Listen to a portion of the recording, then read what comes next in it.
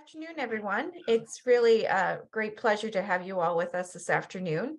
I want to welcome everyone from the East Coast and the West Coast, and really pleased that you've been able to find some time to join us for the first of hopefully many joint congregational sessions like this. So I welcome you from the Severian Brothers sponsored school network, as well as from the Sisters of Notre Dame de Namur East-West Province network. I'm Katie Colin. I'm the executive director for the Sisters of Notre Dame East-West Province, and we're here with folks from the XBSS network as well as the SND, and our colleagues are going to take a minute to introduce themselves. I know from SND network, you all are you're very familiar with me, and some of you spent a few hours with me last night, and I appreciate you coming back for more today. And just quickly though, for those of you who that I'm meeting for the first time or aren't as familiar, I have been with the sisters, I would say, for maybe even since practically birth, when my oldest sister first attended Notre Dame Academy in Hingham when I was just 7 years old. But I'm a very proud alumna of Notre Dame Academy in Hingham. I am where all of my sisters were privileged to attend and graduate. And then I was able to serve as an administrator there for 14 years and now work as the executive director of sponsorship for the province. So I've been able to go from a very young child to a professional with the sisters, and feel humbled and privileged to do this work, working with all of the ministries across the province, the boards, and the leadership in each of them. We'll have more time to maybe dive into what we each do and get to know each other a little bit better. But the relationship between the board and head of ministry is very, very integral to the success of all our ministries. So here we are to talk about it. I'd like to introduce my colleague, Patrick Slattery from the Severian Brothers Network, and then we'll continue with some of other folks in the office. Thank you, Katie. So again, just quick for the SND folks, Patrick Slattery. I'm the executive director with the Severian Brothers Sponsored School Network. In my 6th year, was educated by the brothers at Xavier High School back in the day in Middletown, Connecticut. Thank you all for being here, and maybe jump to Julie Dowd. Hi, everyone. I work with the Sisters of Notre Dame de Namur in the East-West Province Sponsorship Office with Katie Colin. I'm the Director of Mission Integration, and I support the schools and healthcare centers in our network, primarily focusing on the Northeast. I have been with the sisters now for about 1.5 years. I worked for a long time in Jesuit parish and educational ministries, and did have a chance to get to know some of the Sisters of Notre Dame de Namur when I worked back in Northern California for a while. So I'm really excited to be in this role and happy to be with you all today. And Ben Horgan. Hello, everyone. Ben Horgan. I'm the formation director for the XBSS network. This is my 5th year in that role, and I'm a proud graduate of St. John's High School in Shrewsbury, Massachusetts. Oh, great. And I just moved my screen, and I see 2 more of our colleagues are on this meeting as well. So I'd love to introduce Sister Louise O'Reilly. Hi, everyone. I'm located on the West Coast working with Mission Integration Sponsorship Office. And Kim Workbacker. Hi, everyone. I am located on the East Coast, down on the South Shore by Plymouth, and I'm the program manager for the sponsorship office. I've been here for a little under a year. June 1st will be a year, but I've worked at Notre Dame in Hingham for 16 years. So happy to be here. Great, thank you. Okay, so if I could invite everyone just in the meantime, while we do we'll do a prayer, of course, and then for overview, just if you could put your microphones on mute, but we will invite some conversation and discussion at various times. As you all may know, and if you don't, today is the International Women's Day, and so we thought it was most appropriate to share a prayer in recognition of that day, as well as all the great women who have gone before us and continue to support us in our work as educators, but certainly in our life and in all the efforts of our world. So Julie and I will lead us in this, and whatever intentions you're carrying in your heart, we carry with you together in prayer. Prayer for Women's History Month. All-embracing Creator, we give thanks for the women who embodied your love and your joy.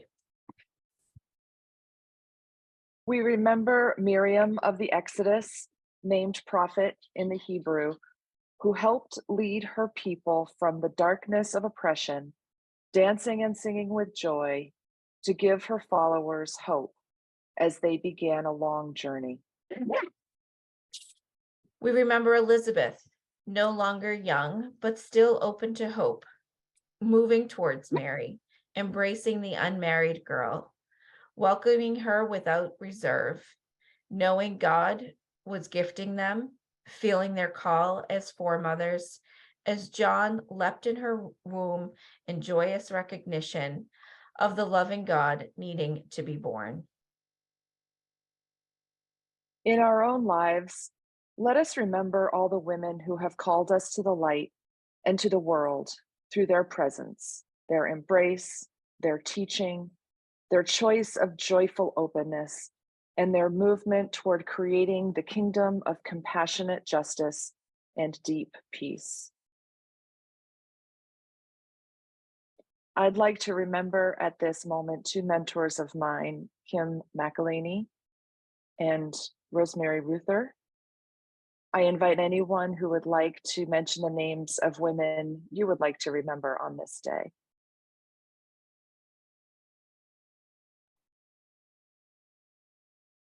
And feel free to do that out loud by unmuting yourself.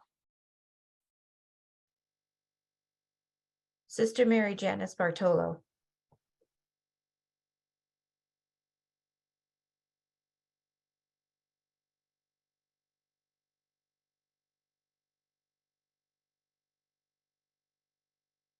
Sister Dorothy Stang.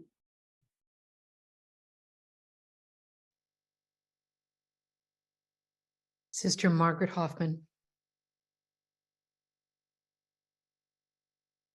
Sister Florence Trahan.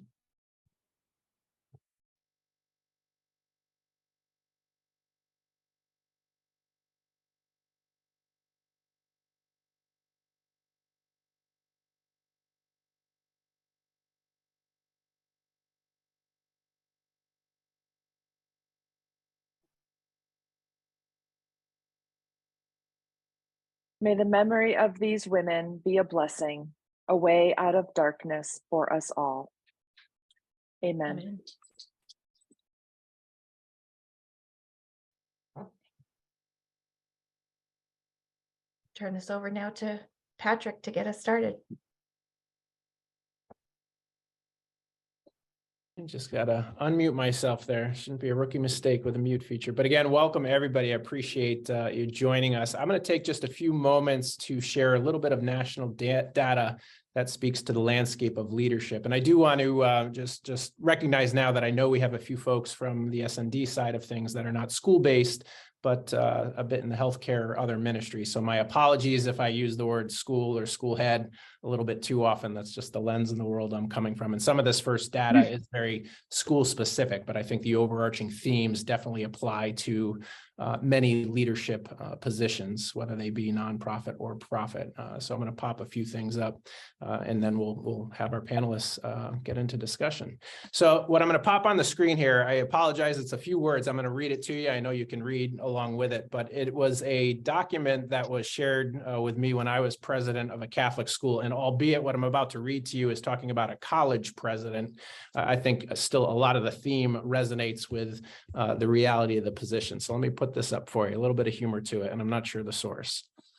A president must rescue the crumbling infrastructure, quadruple the endowment, balance the budget, build a new building, develop a world-class faculty, increase enrollments, keep the campus safe from crime, get the basketball team to the Final Four, understand subpart 3 of subpart H of Title 4, travel like a politician, talk like a scholar, think like a gambler, preside like Solomon, enjoy the company of lawyers, know every student, talk to the gardeners, and never ever appear to be controlling, impatient, directive, content, angry, or tired. So tall task when we talk about leaders of our ministries and leaders of our schools. They do wear a lot of hats. And when I have shared this with other folks that are in these leadership roles, I usually get a lot of nods of the head in terms of what's expected out of the head role these days. I'm going to just share a few data points. This is fairly recent data coming from 2022 from the National Association of Independent Schools. So the data is not solely Catholic school leaders, but it is also going to incorporate a fair number of independent schools that are probably of like caliber to a lot of the schools and ministries that our two networks work with. And again, it just kind of frames the challenging role that our heads are in these days. I'm going to let you read that paragraph versus me reading that one to you. So I'll give you 30 seconds.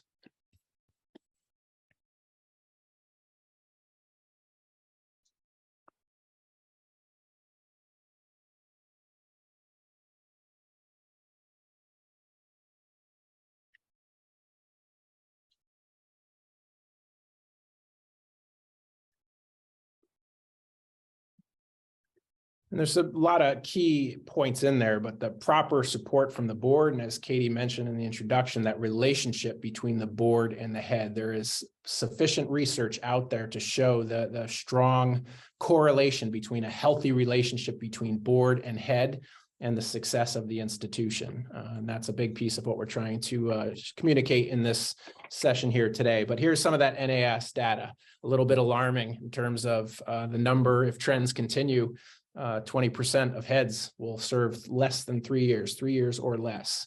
Head tenure is down to under 7 years. On the post-secondary, it's also closer to 6 years, just showing the average length span of those leadership tenures.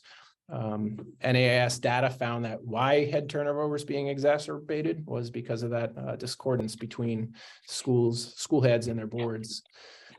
Some other ones, 42% of heads and about 33% of boards reported having experienced strained relationships. Again, some qualitative data that was given back by heads of schools in this survey that a lack of clearly defined transition and onboarding processes. And again, a little bit of lack of connection between what boards are saying and heads are saying in terms of whether a transition process is in place for those new heads. Good numbers, but still a little bit of a variance. 95% of boards feel that they have set achievable goals for their head of their institution. However, only 77% of schools agreed. I do hone in on the fact that 77% is still good, but again, not seeing eye to eye necessarily between the boards and the heads in that regard. I'll let you read this one as well. So this is, issues that have been challenges to the heads of schools, looking pre-COVID and coming out of COVID. So I'll let you digest that for a moment. And it would be interesting to dialogue, and perhaps our panelists can kind of speak to some of these as well in terms of, how relevant you think those are in your local school or your local ministry, and are they issues that your head is dealing with today? I have this note here because some of those data points are kind of downers. It's kind of sets the tone about all the challenges of leadership today, leadership in Catholic ministry, leadership in Catholic schools today. And I don't want to, kick the panel conversation off on a down note. Katie and myself and Julie and Ben, we talk, and our networks, our boards, our heads of schools are fantastic. And honestly, I think we do buck the trends as two networks relatives to some of those data points that I was just sharing with you. I think, again, if we were to run those specific questions solely within our communities, the data would come out better. With that being said, the importance of that head-board relationship can't be understated, and that's why we want to bring a panel of experts to you today. And I am going to let Katie introduce them, and then we'll get them talking and sharing their wisdom with us. I'll turn it back over to you, Katie. Thanks, Patrick. And so on that note, that relationship between the head of ministry and the board chair, we have 4 really wonderful panelists with us who can bring their experience and expertise to this conversation.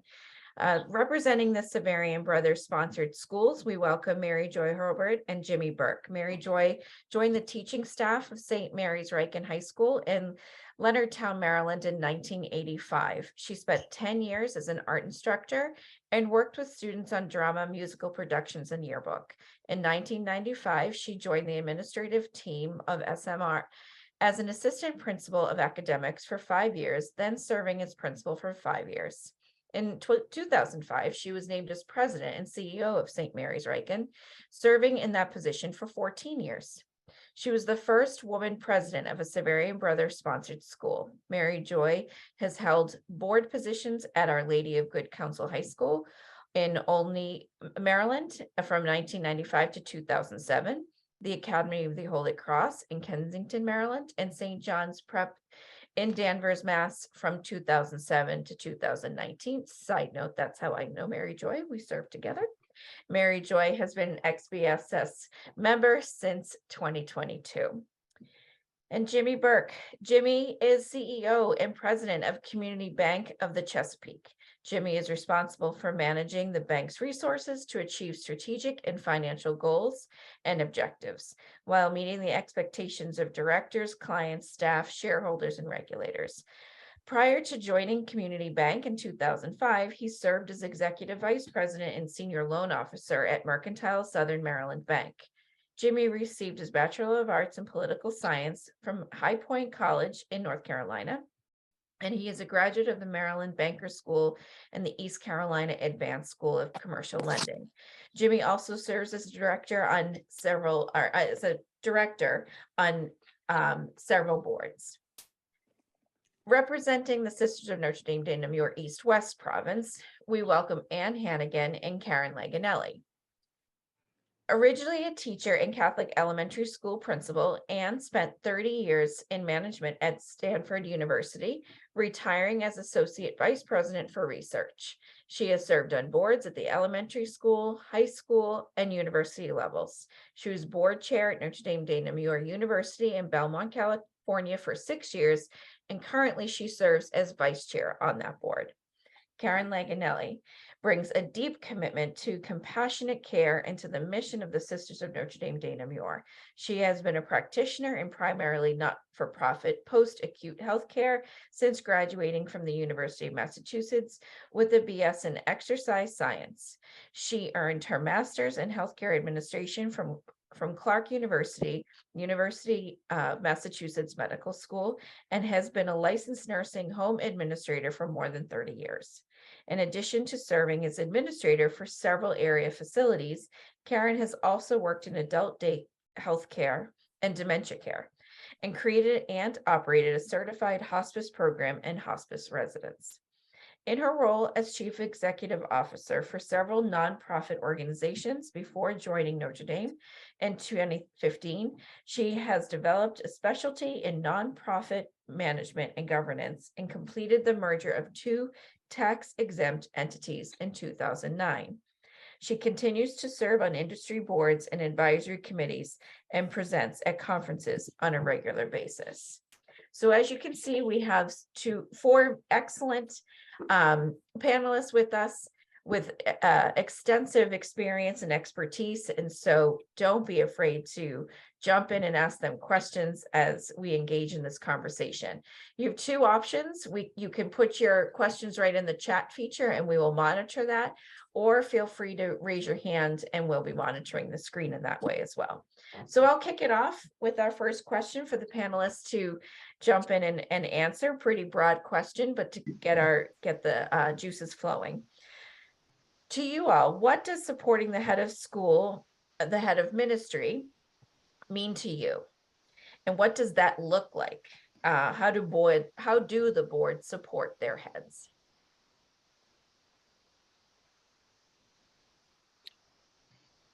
Well, I'll start and I'll say that I think that has to be a very open, trusting, dynamic relationship that both the chair and the head of school or the head of the business are committed to developing that relationship, taking the time to get to know each other, and to really build a synergy between the 2 of you, because I think that is what really filters down and helps to create great mission-centered boards. For me, I guess I like to look at the relationship between the leader and the chair, or even the board as a group, or the leadership team as a group, or as teams. And I'm a big fan of Pat Lencioni and 5 Dysfunctional Team, and I'll kind of spin off what Mary Joy was saying. you have to really start with that foundation of trust. And if you have that good foundation of trust, the level just above that is really then to be able to engage in a certain amount of constructive conflict. I think a healthy relationship between the chair or between the board and management, or the chair and the leader, is one that, folks do trust each other enough to then disagree or to then challenge one another. And I think when folks don't have that, to spin off the book title, the organization is dysfunctional at that point. And that's one of the things that Patrick was talking about in some of the statistics, he was talking about with some of the confusion maybe between boards and the heads of school. I think some of that is, organizations need to work on that foundational piece a little bit, that trust piece, and then be able to challenge one another a little bit, because that is the responsibility of the board, to challenge leadership, to challenge the head of school or the CEO, and fulfill their responsibility to the organization. When I was thinking of this particular question, I was thinking about the board as a whole, not necessarily the relationship of the chair and the head of school. And it seems to me that, if you're a board member or part of a board, the first thing you need to do is be fully informed and present. Sometimes we have distant board members who don't fully engage. And I think if you're going to be successful, you have to be fully engaged, every single member of that board, and take the responsibility, and we just talked about it, of asking important and thoughtful questions, not in an antagonistic way, but a way to spark new conversations. And obviously the responsibility of being on a board means bringing professional skills to bear for the problems facing the school. And then, of course, the obvious supporting major events and fundraising and all that good stuff that you hope each board member will do. But, if each board member takes fully their responsibility, then the board as a whole usually functions pretty well.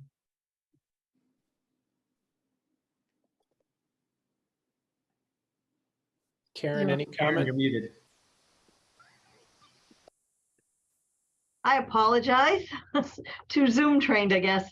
Echoing my colleagues and expanding just a little bit further with Mary Joy's opening comment about trust.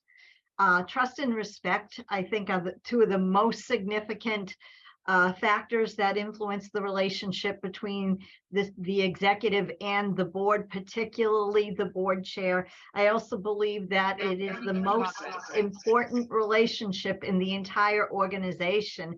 As Jimmy was referring to, there will be dysfunction both on a governance and a management level if there is not a good, strong relationship in place between the executive and the board. In addition to being predicated on a high level of trust and mutual respect, transparency, honesty, and openness absolutely are hallmarks of this relationship, and would lead to both good governance, good leadership, good organizational practice and performance.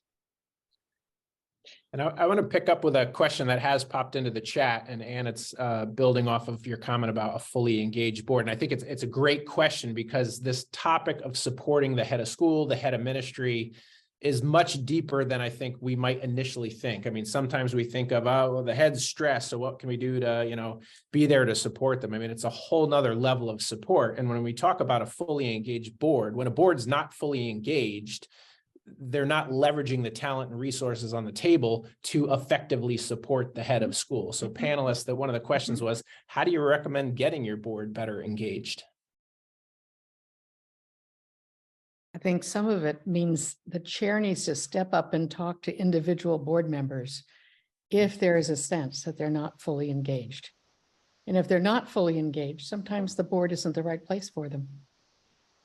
Well, that's the direction I was going to go. I think Ann kind of hit the nail on the head with that one. And it is the responsibility of the chair. You can't leave constructively criticizing board members on their preparedness to the president or CEO of the school. The chair of the board really has to work with their governance committee, evaluate the performance of board members. And if board members aren't prepared, they're not fully engaged, then they ought to find happiness in some other volunteerism. And maybe some of that happens in the beginning with governance committee really digging down and looking at who the candidates are, and do they have the time to commit to this, to offer their strengths and weaknesses, or is it just a block they want to check, or they have their own agenda? I think a lot of things can play into it, but I agree the chair is the one that needs to address it, but it also, I think a good governance committee can help to strengthen the candidates and helping them understand what the mission is and their responsibilities are. I have to concur with my colleagues. I do believe it's the responsibility of the chair to sort of corral and manage the board. That includes their level of engagement and helping them to elevate it when needed. The executive's role in that is also critical, exciting, invigorating, energizing, transmitting the mission, making sure everyone on the board gets the mission, absorbs the mission, understands the mission. And if that is the case of those who are chosen, as you're saying, Mary Jo, going right back to the beginning, why are they there? Then it should not be hard to sustain engagement from the board, but directors do really need to embrace the mission and want to be there to support it. And I think too, you know, I think also when you look at where the head of school or where the CEO or president can really become involved too is looking at the agenda that board meetings have, looking at the agenda of the committee meetings. I strongly suggest people use a consent agenda for some of the perfunctory things that people use, you know, and move a lot of that information to being reviewed prior to the meeting, and basically to the extent a motion is required and has to move it along. But build into the agenda some sort of strategic or generative conversations that tend to, you know, because if you think about it, and now I think about the book Death by Meeting, you know, that what makes meetings and lacks engagement and everything else is an agenda that doesn't have anything that inspires conflict or drama or whatever it might be. And I'm not saying we're looking for drama in our board meetings, we're not. But if you think about what makes a movie or what makes something interesting, it's the exciting part. And for board members, the exciting part is to do strategic thinking and to do generative discussions, and not sit there and get waterboarded by many reports that you know, they could have or should have easily reviewed and acted on prior to the meeting. I think where the head of school or the CEO can really get involved is working with an agenda that inspires engagement, as opposed to other perfunctory things that just need to be moved forward. Jimmy, if I can feed off of that and a comment you made earlier about challenging leadership. And again, I think this is another nuance to this notion about how do we support the head of school. And I think a great way is when there is a healthy challenge both ways, that again, if you have this relationship of trust, the board can push the head on various strategic things, but it's a two-way street. And I think the best way a board can support a head is when the head can turn back to the board, an engaged board, and challenge them to really step up in that strategic and generative capacity. So maybe could panelists talk about, you know, I know XBSS well, so I know Mary Joy and Jimmy, like your Donnie Williams, that wellness center that you built, that's a big, huge strategic endeavor. There had to be this mutuality and back and forth between you, Mary Joy, as president, and the board to push each other. And Mary Joy, that wouldn't have gotten done if you didn't have the support of the board, and vice versa, if there wasn't a strong leader in you, Mary Joy, on the ground. So if any of the four panelists can kind of comment about that interplay of challenging each other and as a form of support.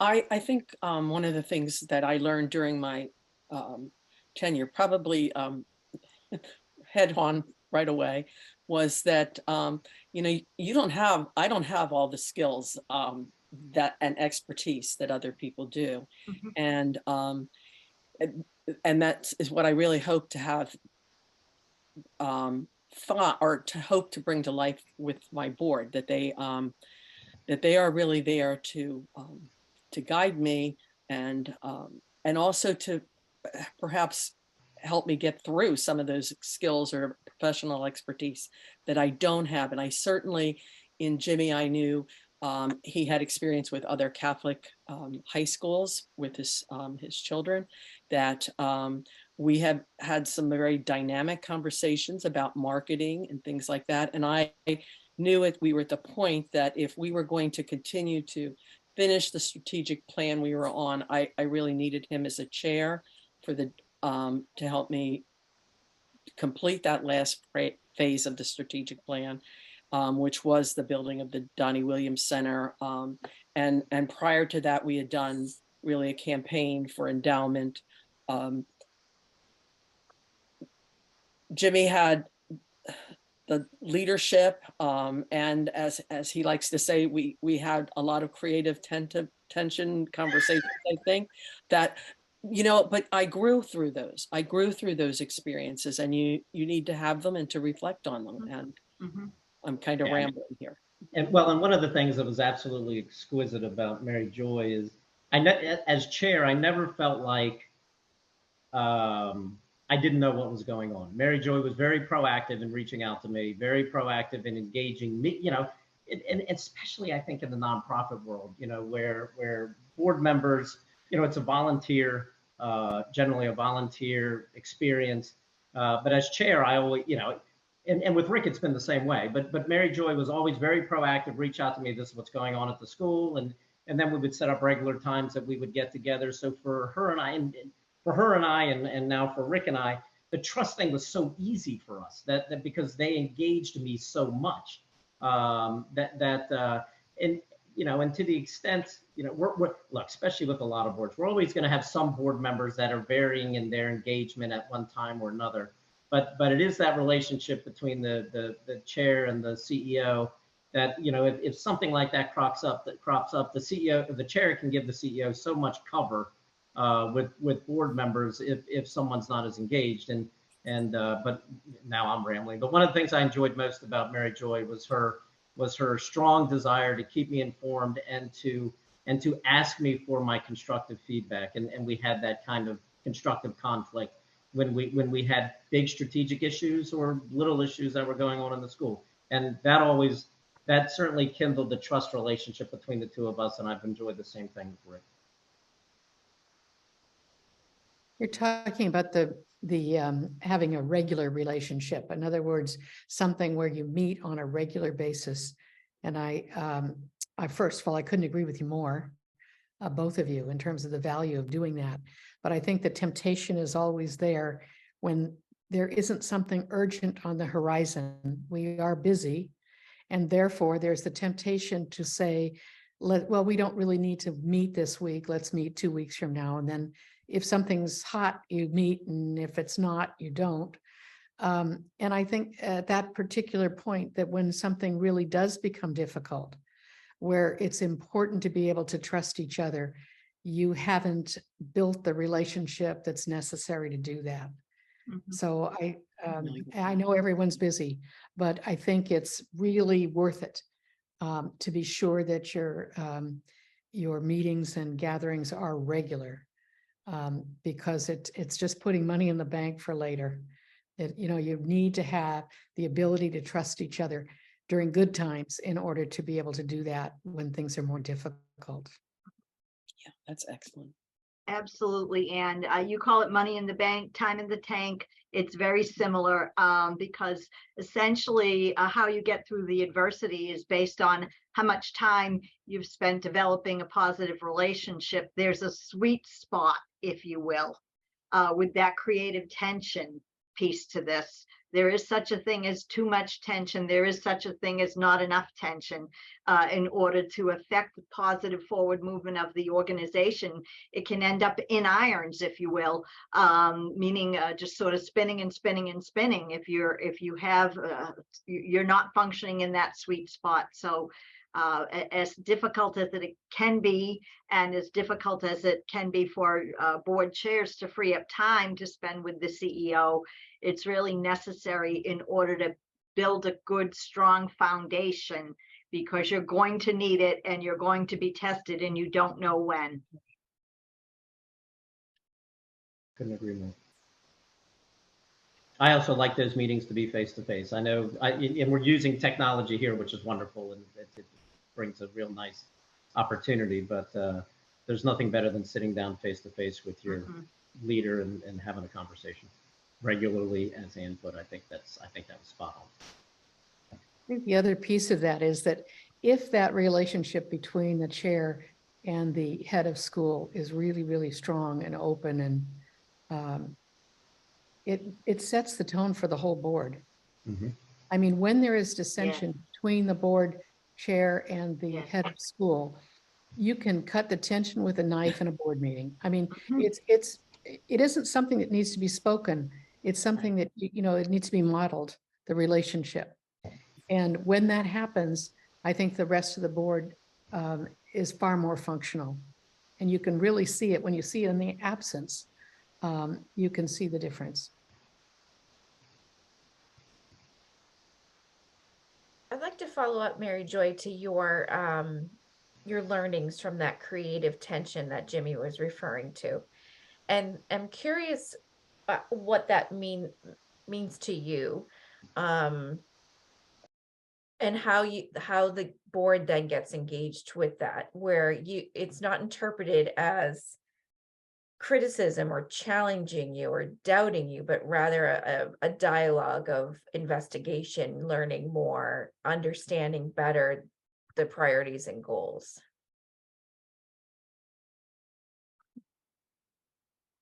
Well, I think often in conversations, Jimmy could come at issues or perhaps projects or things that we were looking at and give a different perspective than maybe I had as the leader of the school, a broader perspective of how of looking at things. I guess not sure I'm answering this correctly, but I think that, you know, the type of question, the type of response, have you thought about this? Or have you thought about looking at this from this way? Or how might this be perceived? And how are you going to, you know, how are you going to handle that? How are you going to work around it? Or how work your way through it? And I think too, Katie, like for board members, you know, our responsibility is to ask as many questions, you know, as about tactics or strategies or whatever might be going on, you know, as we can. I mean, I guess it's a little bit like the devil's advocate kind of thing, and you know, and whether it's in my own company or involved with the school on the board, you know, if we get to a place that everybody like, yeah, great idea, let's build that, let's do that, let's whatever. That's always, as a board member or as chairman of the board, that always what scares me the most. When everybody agrees it's a wonderful idea, I always take a pause there and sit back and say, well, what could go wrong with this great idea that everybody agreed? And then I think it's the board chair's responsibility to say, okay, great, we all agree, but what could go wrong? How could this not work?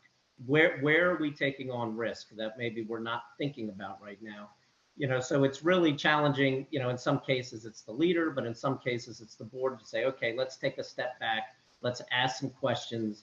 And fortunately, and again, it gets back to that trust thing again, right? I mean, it gets back to, and you know, and in my case with Rick and Mary Joy, they were very always open to, okay, tell me what's wrong with this idea. We had it a few weeks ago at one of our board meetings with Rick at the school, and you know, and Rick was very much desiring to get that negative feedback. What could go wrong? And it gave him something else to think about and step away and replan maybe the idea. That's when it's working well. I think one of the really important things to keep in mind is that both the CEO and the board chair have been chosen by the board to lead. And that is a very unique condition. What that means is that both, and basically you have the confidence of the board, or they wouldn't be in that position of leadership. It doesn't mean that there's going to be complete unanimity in what the thinking is, or what the decisions might be. There can be differences of opinion, but both enjoy the confidence of the rest of the board of directors. And that's a pretty august place to be in, to have that much faith and confidence from the rest of the board. So no matter what is going on, it's incumbent upon those two people, key people, to make sure they spend time developing a strong relationship and providing the rest of the board what it's looking for from them, or they would not have been chosen to be put in that role.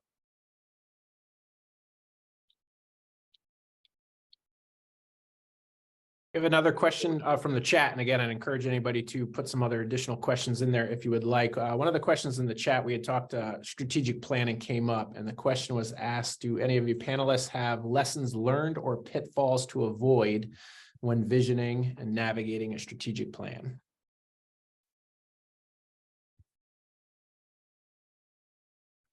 Maybe I'll take a crack at that first. And this isn't particular about St. Mary's Reich, and I've been on the board of many nonprofits, hospitals, a lot of other things. It's been my experience that nonprofits generally do strategic planning in a way that leaves something, I guess, for the board to be desired. And what I would suggest, and I don't know if any of you have ever read Mastering the Rockefeller Habits by Vern Harsh, or another book of his called Scaling Up, which talks a lot about strategic thinking, execution planning, and a lot of, but really sharpening up our skills, and if need be, getting in third-party consultants to help with envisioning the future and strategic thinking, and then whittling that down to what's the plan for the next 3 years, what's the plan for the next year, and then quarterly planning after that. But I get, my overall feeling about strategic planning and many of the nonprofits that I've been on is it's an exercise that happens, occasionally. Ideally, in my mind, it happens every year, but sometimes it's not other than 3 to 5 years or something like that. And then the box is checked and it gets put on a shelf, and it's not a living, breathing exercise. And strategic planning, by definition, it has to lead to something else, right? Some other execution. And if it's not something that is a living thing that's reviewed monthly, quarterly, and is tied to goals on the quarterly horizon, the annual horizon, and then 3 years out, and then obviously a big, hairy, audacious goal that's out 10 to 15 years, then the process really doesn't work that well. And I encourage people to find a framework, find a tool, and stick with it, and understand that, especially when you're starting on one of those frameworks initially, you're going to be really bad at it, but just by keep doing it and grinding through the frustration of the exercise, you'll get better at it, and the organization will, achieve much greater success and be much more focused and much more living by their core values and that sort of thing than this exercise that happens every once in a while and then gets put away. I do think it gets a little more real when the strategic plan is tied to the budget. Mm-hmm. And sometimes that never happens. They're just lofty statements of aspirations, and they go on the shelf. But when they actually get embedded into the budget, and it becomes more real, and people tend to look at it, and things actually get accomplished. Okay, and I couldn't agree more. And I think that's where the strategic planning then gets, the strategic thinking then gets linked to the execution planning, and you tie it to those financial goals. And you may tie it to a really lofty financial goal that's out there, but at least you're always pointing towards that North Star that keeps everybody focused. But you're right. I mean, at the end of the day, we run businesses, and these businesses need to operate financially solid, and tying them to financial goals, especially as a banker, that's always what I think is a good thing to do. There clearly needs to be a vision. The vision needs to be shared. It can't just be the vision of either the CEO or the board chair. It has to be across the board, and there has to be total buy-in on that. If there's disagreements on the board, those need to be worked out in order for the vision to be attained. And as Ann said, it really comes into practice when it finds its way moving into the operating budget of the organization. That's kind of where the rubber meets the road on, are you moving in that direction or not? Are you taking forward steps or not? Are you implementing some of the changes that you need to achieve fulfilling the strategic plan or not? And it's how do you integrate the changes on a moving and going forward basis? And Karen, I also suggest, because you bring up a great point, but the transparency of the plan needs to be more than with just you know, the leadership team of the school and the board members. You know, I suggest that, you know, even the person you hired yesterday knows what the strategic plan. Everyone in the organization needs to know. And if you can, yeah, and if you can digest it down into what we have, a one-page strategic plan that we put out for all the employees to know, so they know exactly what we're trying to achieve, and they know their part in it. Absolutely. Couldn't agree more, Jimmy.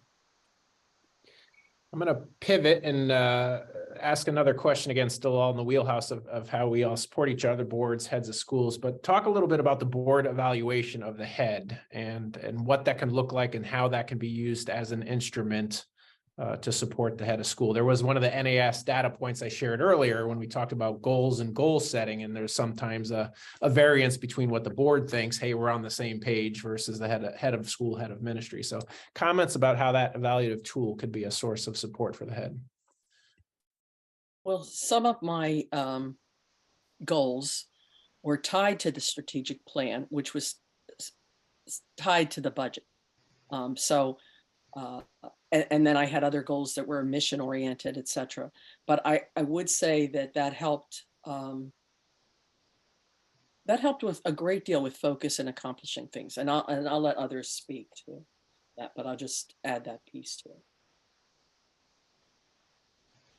Maybe just on the evaluating the CEO, you know, look, the board has no greater responsibility than the hiring, firing, and evaluation of the CEO. And that is the greatest responsibility that the board has. And you know, having very open, very frank evaluation of the performance of the CEO, you know, is crucial to making sure that everybody stays aligned. And just real quick, I saw something came up in the chat about dashboards. I firmly believe in dashboards to help people stay on point with what the quarterly, annual, or the long-term objectives are. Dashboards are a wonderful thing, and if you can automate them, they're even better. Or even better if you use the same one over a long period of time and not change it all the time. You know, it's nice to have a real history that goes back in all of the areas that you're examining in the strategic in the dashboard. On the evaluation, I've seen a lot of different things. Well, first of all, I think that performance evaluation appraisal happens all year long. It's all those meetings that the chair has with the head of school. There, you know, it should be that communication is happening all the way along, but there's always that annual process. And I think that could be part of the question. You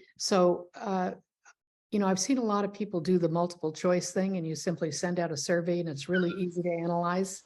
Yeah. But personally, I have not found them to be particularly helpful.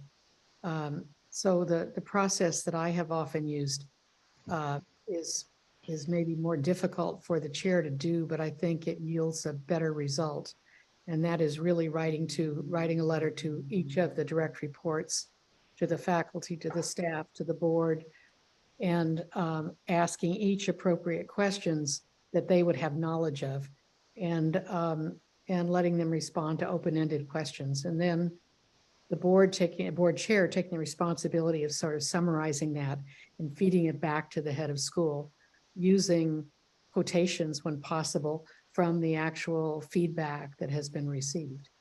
And that's been a pretty rich experience for, I think, for the places where I have done it, whereas I think the Survey Monkey thing just doesn't give the feedback you need, and often ask questions where the individuals don't have any knowledge. So, you know, asking the parents whether or not the head of school is handling finances well is just not really a very good question, because they don't have knowledge of it. They'll evaluate it and they'll choose a B, C, or D, but they don't necessarily have any real knowledge of the situation. So anyway, that's the way we have done it, and it's I think worked pretty well. But I've also seen where I've been on boards, you know, the other process, and including some of them which outsource the appraisal process. I've seen that.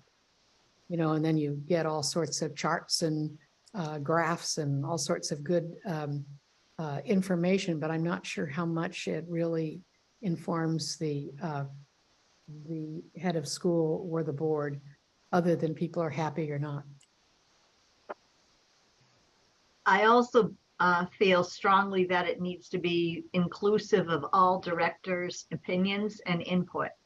Yes. There can be times when the board can be fractioned, if you will, or not in unison, and it's not healthy for the organization for a subset of the board to go off on in its own direction, doing something outside the scope of the board as an entity. And having had that experience, not in my time with Notre Dame, I've had many different experiences with many types of boards. That is, as an exec or a CEO, I can tell you it's really dysfunctional and not healthy for the organization. So the entire board needs to be provided the opportunity to provide feedback and input into the evaluation of the CEO. And so that's something the chair needs to make sure is in place, that everyone is asked. Yeah, and I agree. I mean, there certainly needs to be some formal process, and I love Dan's idea. I may steal that from you a little bit, but I also think there's an informal part to it too. And one of the things that I've always done is at the end of every board meeting, we have an executive session, and the CEO stays in for the first part, and then the CEO is excused, and we have an executive session with just myself and the board members, where I get feedback on the school or on in certain situations, but at the end of the day, really on the performance of the CEO.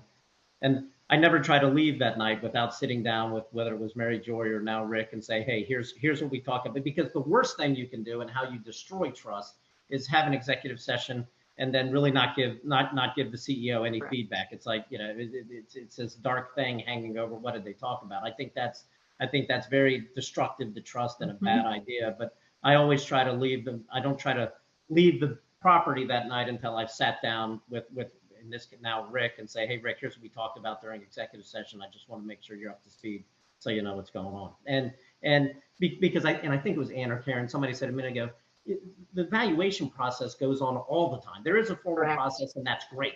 But there's also an informal process that needs to happen all the time so that the CEO understands where they are at any given moment. We've got a couple questions in the chat, and we're also running low on time here. So one of them was just saying, what do we mean by a dashboard? What I might suggest, we can follow up offline with that person, but a resource I do want to share, both networks, you're welcome to access it on our website, XBSS.org. If you look under resources and boards, we have a whole sample of board benchmarks, board dashboards. They do come from the National Association of Independent Schools. So if you'd like to see what benchmarking and dashboards could look like at the board level, how that interacts with head of school goal setting, plenty of resources on our website that are open to the public. And again, we'll follow up offline with the person that asked that. A question that came in was the website again, yep, XBSS, Zavarian Brothers Sponsored School. So X is an X-ray, B as in boy, S as in Sam, S as in Sam.org is the website. Back on the, go ahead, somebody say something. Yeah, just real quick on the dashboard part, and to the extent folks can, and Ann was saying earlier, these things don't change, but to the extent when you create a dashboard, you can widgetize it down to, a monthly or a quarterly or something, whether it's the number of students or what quickly comes to mind is how many deposit accounts we want to generate in a month or a quarter, so that, because if it's a dashboard that doesn't adjust with some degree of frequency, then it sits out there and nobody ever really knows when it's moved. So it's something that's got to move, whether it's daily or weekly or certainly not more than monthly, so that folks get an idea of what's going on, or the dashboard is, not much better than a nice picture, or hopefully it's a nice picture. But it's you have to widgetize things on dashboard as much as you can to the shortest degree of frequency as possible, so that everyone's getting feedback all the time. Agreed. Katie, do you want to jump to the other question there that's in the chat? You're muted too. Sure.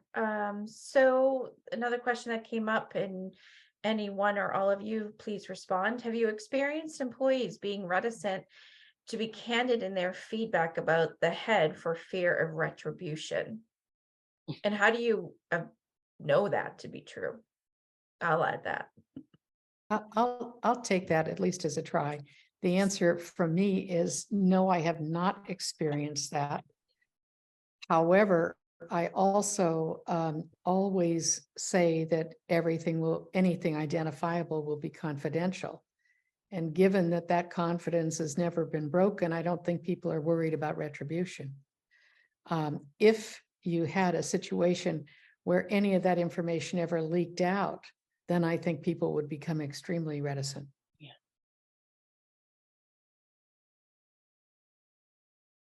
Yeah, I agree. You know, the other danger there is, you know, and this is kind of in that same vein. Why do I say anything? Nothing ever really changes anyway. And that's the other side of that. You know, when we get feedback, and I do these things with our staff, it's called Start, Stop, Keep, and I meet with a number of employees every month. What should we start doing, stop doing, keep doing? And we collect a ton of information off that, and that's great. We got to have a lot of information. But then there has to be a feedback mechanism that anytime somebody ever says something critical, positive, or something that employee gets the feedback back from management, so they know they were heard. Maybe you say, look, we're not doing anything about that right now, and this is why. Or it's a great idea. Let's do something. But you know, I think the biggest frustration amongst most employees is a lack of feedback when constructive criticism or constructive feedback is given. I also don't remember anyone ever being reticent because of retribution, but that would be more of a cultural thing, and that would be extremely damaging.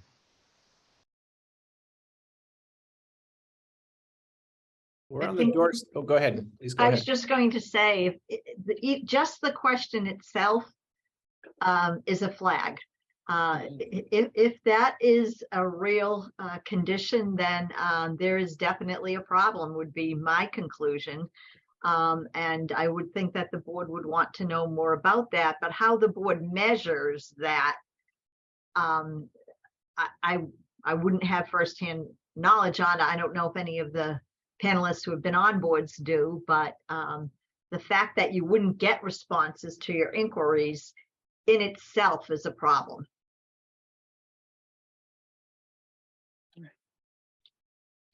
We are up on the doorstep of 5 o'clock here. Any other pearls of wisdom or points we haven't shared that Karen, Ann, Mary Joy, or Jimmy would like to share before Katie closes us out? I do have one thing, and it's sort of, it's on our list, and it's succession planning for the president or the head of school. But I would like to say that it is absolutely totally important to have that in mind for your board chair too, to know it's not something that, it's something that should be on the head's mind and the board's mind as they are recruiting people into governance models, or into through the governance committee. I just thinking about the board and which leadership might be next or stepping into place, because there's got to be that transition of trust that takes place. I also think, and this may be not agreed on by everybody, but I think chairs of boards have a shelf life, and they ought to turn over. Obvious, you know, whether it's a couple years, a year, a few years, but you know, board chairs have shelf lives, and I think it's good to get a fresh perspective, new ideas, new energy from the chair position from time to time, and that time, in my mind, may be shorter than a lot of people think. I think 2 or 3 years is plenty. Thanks for bringing that up, Mary Joy. That is a really critical point. And I know from our network, that's something that's really top of mind right now, where it's a lot of conversation around succession planning for both roles. So thank you for bringing that up as a reminder. So appreciative of the time you gave us as panelists and bringing to us your experience, your expertise, but also your continued commitment to the mission to the respective missions, but our collective mission, which is Catholic schools, Catholic education in the spirit of the Severian Brothers and the Sisters of Notre Dame. So I really want to, on behalf of all of us, thank you for that. And thank you all as board of directors for giving your time. It's not an easy lift some days, and we really know that you're giving yourself, and now you're giving yourself of yourself even more by being a part of this webinar, and we sincerely appreciate that. And so with that, thank you. I can't wait to see you. Neither can Patrick and Ben and Julie and the rest of us in April when we come together in person and do this again in a much larger, broader setting. But these are the conversations that we're going to have in April at the board forum. So I hope you'll continue to consider that, register. Thanks for those of you who have. We're already over 50 registrations for that. We have a goal that we set them high. So help us meet that goal and come join us in April for the board forum. If you have any additional questions for the panelists or for us, please feel free to share those, send them to us, and we'll get them answered for you. But also, if you have any other suggestions for topics for these webinars, we'd really welcome that input, that feedback from you. So I hope that this was beneficial to you. It is recorded. We'll have it posted on the Severian, your website, and as well as we'll be sharing it out on our network as well. So whether you want to reference it again, or if for those who weren't able to come. So with that, I bid you a good rest of the afternoon, and just again, a deep sense of gratitude from all of us. So thank you. Thank you. Thank you. Stay well. Everybody have a good day.